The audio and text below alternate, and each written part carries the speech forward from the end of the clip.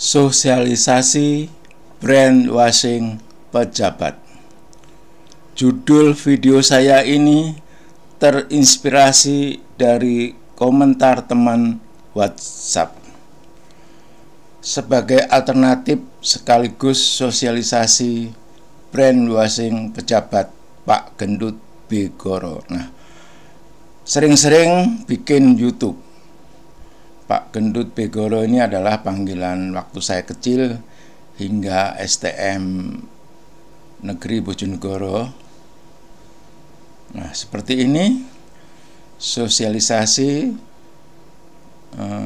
benar dan batil kelola hujan petunjuk Al-Quran. Jadi hujan itu harus dipanen, disimpan, atau diresapkan. Membuang hujan seperti ini selama ini itu batil dalam surat Ar-Ra'd ayat 17.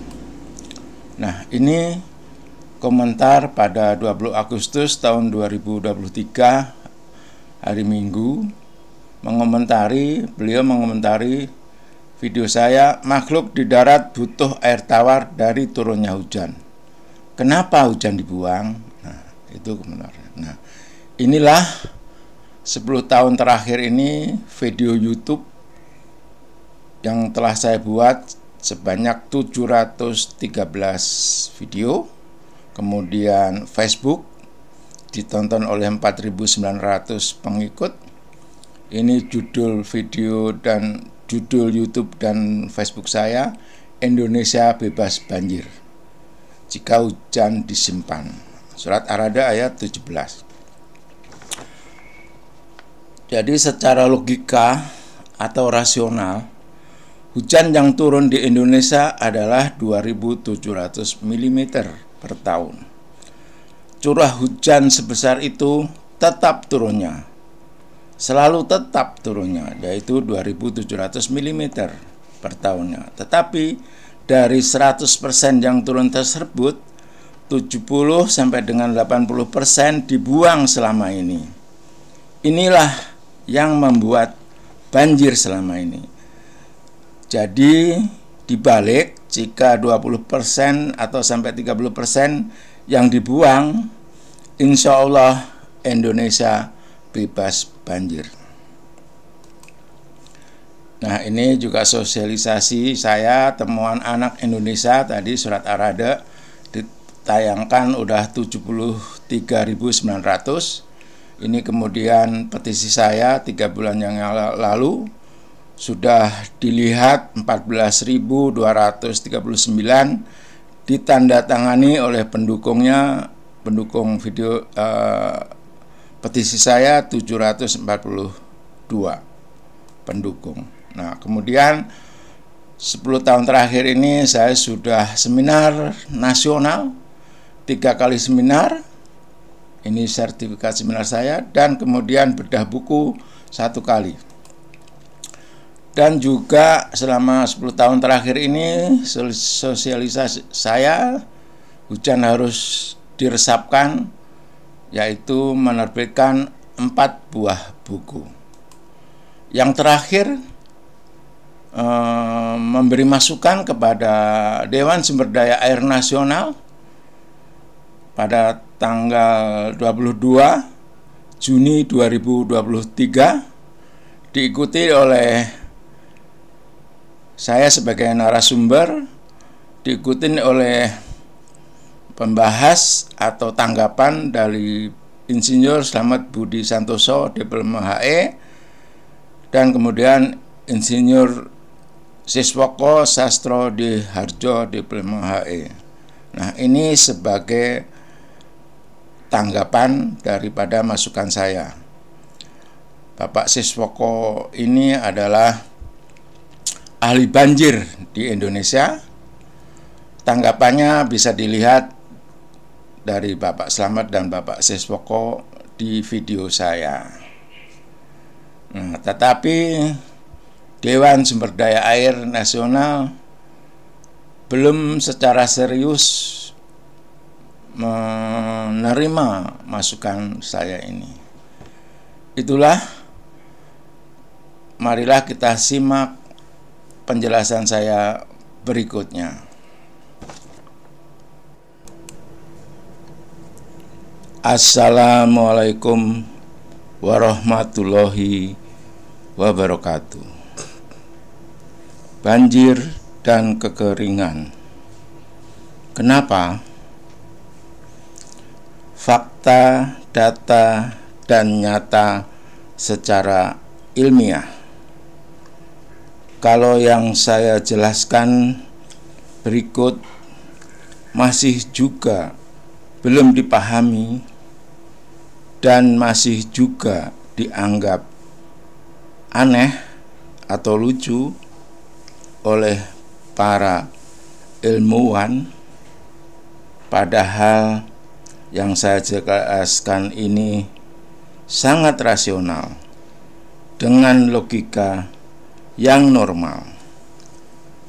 Ini saya informasikan sudah 10 tahun yang lalu, tetapi sampai sekarang masih dianggap aneh kalau hujan harus diresapkan atau disimpan.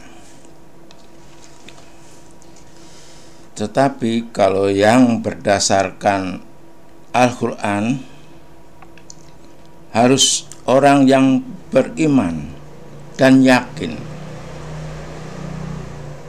karena atau sebab Al-Quran itu mukjizat di bumi, yang artinya mukjizat adalah bukti kebenaran yang bersifat rasional. Nah, rasional juga, kekal dan sepanjang masa. Nah, seperti ini siklus hujan, ada infiltrasi dan juga run off, kemudian ada base flow. Nah, kalau ini semua orang awam juga menerima, apalagi sebagai ilmuwan. Hujan itu tetap. Peneliti oleh Bapak Rahmat Fajar dari LIPI. Semua peneliti itu yang diteliti adalah hukum ciptaan Allah. Aslinya hukum ciptaan Allah oleh manusia diteliti beberapa ilmu, fisika, anatomi, semuanya lah ilmu. Nah, ini tentang hujan. Hujan itu tetap. Berikut penjelasannya oleh Bapak Rahmat Fajar. Ada juga kan ini Pak Rahmat Fajar dari Puslit Geoteknologi LIPI. Tahun 2019 Pak Fajar ada pemberitaan mengenai prediksi kehabisan air di Pulau Jawa tahun 2040. Mengapa sampai ada prediksi seperti itu Pak Fajar? Kira-kira ini apa yang akan kita hadapi? Ya, terima kasih Mbak Rike. Jadi kalau kita bicara mengenai Indonesia, ya kebetulan hari ini pada saat ini adalah Indonesia sebagai salah satu freshwater tank terbesar di Asia Tenggara. Sebenarnya harusnya seperti itu. Jadi kita punya cadangan air yang melimpah, tapi mungkin dari hasil riset, kalau kita lihat di keadaan di seluruh dunia, selama 100 tahun terakhir ini, curah hujan tidak banyak berubah.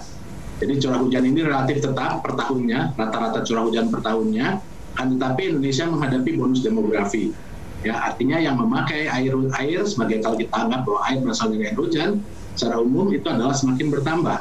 Sedangkan persediaannya ini masih relatif tetap.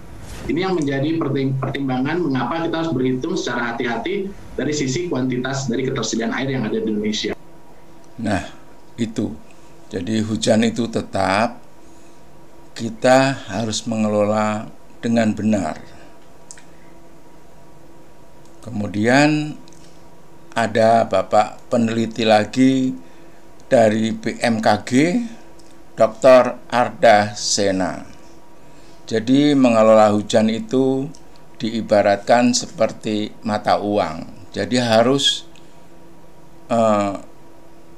bersama. Jadi harus pikirkan perbandingannya, jangan hujan itu dibuang aja selama ini. Jadi perbandingan antara infiltrasi dan run-off ini harus sesuai dengan filosofi hidrologi, dan juga harus mempertimbangkan petunjuk Allah tadi bahwa membuang hujan itu batil.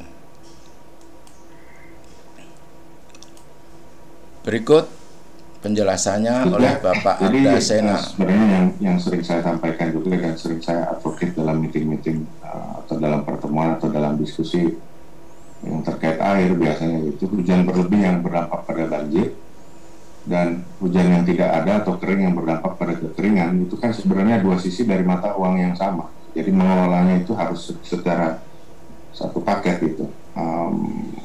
Framework kita atau mindset kita barangkali ketika kita mengelola atau menghadapi musim hujan atau air yang berlebih atau keadaan lanina itu barangkali ya tentunya Bapak Ibu barangkali juga lebih tahu dari kami gitu. Gimana kita ini justru dengan tidak secepat-cepatnya membuang air itu ke sungai dan kemudian ke laut. Bagaimana caranya kita menahan air ini sebanyak mungkin di daratan untuk bersiap menghadapi kondisi kekeringan yang juga pasti hadir. Gitu. Jadi itu istilah kami mungkin dengan mengatakan bahwa kekeringan dan basah yang berlebih itu sebenarnya adalah dua sisi dari mata uang yang sama. Jadi harus ditangani secara bersamaan. Nah, itu penjelasan peneliti dari BMKG Bapak Dr. Arda Sena. Nah, yang diteliti oleh Bapak ini juga ciptaan Allah, ilmunya. Nah, seperti ini presentasi hujan menjadi run-off, infiltrasi dan evaporasi di Jabodetabek. Ini contoh. Ini data mungkin udah 15 tahun yang lalu. Mungkin sekarang run-off-nya makin besar karena tidak pernah ditangani daerah aliran sungai itu untuk pemulihannya atau untuk perbaikan dasnya. Nah, ini rata-rata run-off itu 0,7 atau 70% sampai 80%. Sedangkan infiltrasi antara 6 sampai 12%. Nah, ini terlalu sedikit. Ini tidak seimbang. Jadi selama ini Indonesia itu run-off yang segini itu langsung dibuang dalam rangka menanggulangi banjir. Padahal banjir itu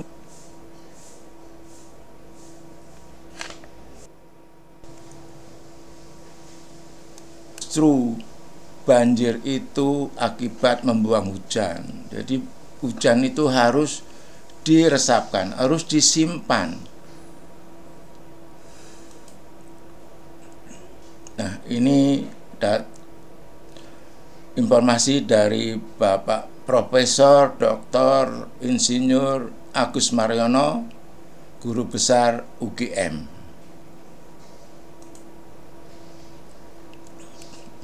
Kemudian kita sekarang reformasi yuk. Kalau kita punya hujan sekarang ini, cepat alirkan, atuskan ke sungai, buang ke laut. Air hujan tuh kayak gitu sekarang nasibnya itu.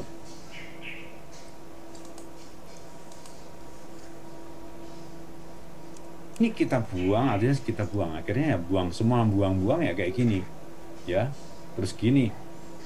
Uang kita habis untuk membuat saluran drainase, semua di drainase dibuang. Air hujan tuh diresapkan, ditampung, jangan dibuang seperti ini. Pemerintah juga harus menyadari, tidak semua dana itu untuk drainasi. Kalau Bogor itu drainasi diperbaiki, Jakarta tenggelam. Karena begitu ada hujan langsung ke Jakarta. Nah, drainasenya berubah dari drainase tadi cepat alirkan atuskan ke sungai ke ini. Terap, tampung, ada air hujan, resapkan. Baru kelebihannya ya alirkan dong kalau lebih banyak sekali dan pelihara semuanya itu. Ini adalah konsep teknologi, konsep ekologi, konsep teknologi, konsep sosial dan konsep religius masuk di situ. Ini manfaat interdisipliner itu seperti ini kajian-kajian. Jadi selama kajian itu masih monodisiplin itu berbahaya bagi umat manusia. Harus interdisipliner karena desain apa yang terjadi di lapangan itu selalu interdisipliner. Tidak bisa dipisahkan antara satu dengan yang lain. Tapi di perguruan tinggi kita masih monodisiplin. Nah itu kalau dipakai berbahaya sekali. Lulusan perguruan tinggi malah membahayakan alam kalau seperti itu. Karena kajian dia adalah kajian monodisiplin, sedang yang dikerjai adalah kajian interdisiplin. Itulah yang menjadi bagi kita semuanya, Bapak sekalian. Nah, itu penjelasan Profesor Dr. Insinyur Agus Mariono, Guru Besar UGM, ahli hidrologi dan ahli sungai. Jelas sekali bahwa kajian monodisipliner oleh perguruan tinggi atau ilmuwan selama ini membahayakan lingkungan dan umat. Jelas. Jadi saya mensinkronisasi antara Al-Quran dan ilmu hidrologi itu menurut penjelasan Bapak tadi saya anggap benar karena udah disinkronkan dengan ilmu yang diciptakan Allah itu sendiri. Jadi seluruh kegiatan peneliti di dunia ini, semua yang diteliti itu adalah ilmu ciptaan Allah. Demikianlah agar penjelasan saya atau informasi saya ini bisa direnungkan kembali oleh ilmuwan-ilmuwan Indonesia atau pejabat-pejabat yang pengambil keputusan di Indonesia ini. Terima kasih. Billahi taufik wal hidayah.